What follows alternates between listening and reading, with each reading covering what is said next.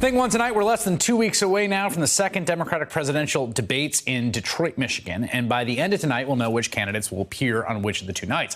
One of the newer debate rules states that a candidate who consistently interrupts will have their time reduced.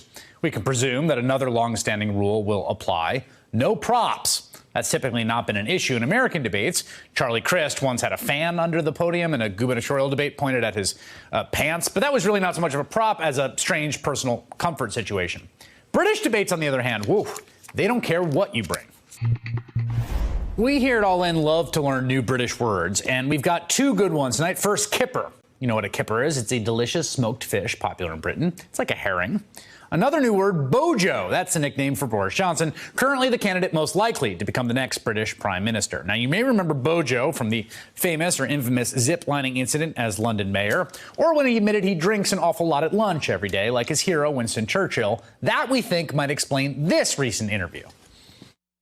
I make buses. What I make is, I get old, I don't know, wooden crates. I paint the passengers enjoying themselves on the wonderful bus.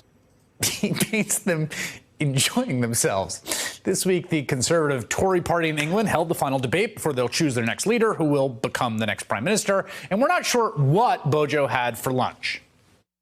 I want you to consider this kipper.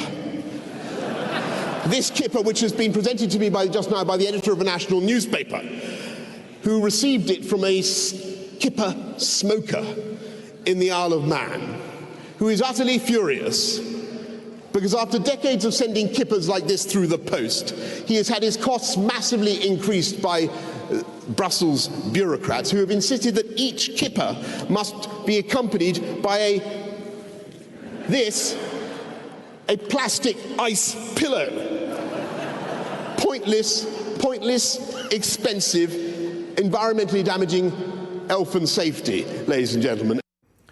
By the way, even if they leave the EU, the regulation will still pertain to the things they ship to the EU, so it doesn't solve the problem. A plastic ice pillow. Boris Johnson has often been compared to Donald Trump, and for good reason, like, for instance, that whole thing with the fish was a lie. It's not an EU rule that requires a plastic ice pillow. It's an existing British rule. But he's a front runner. What could possibly go wrong?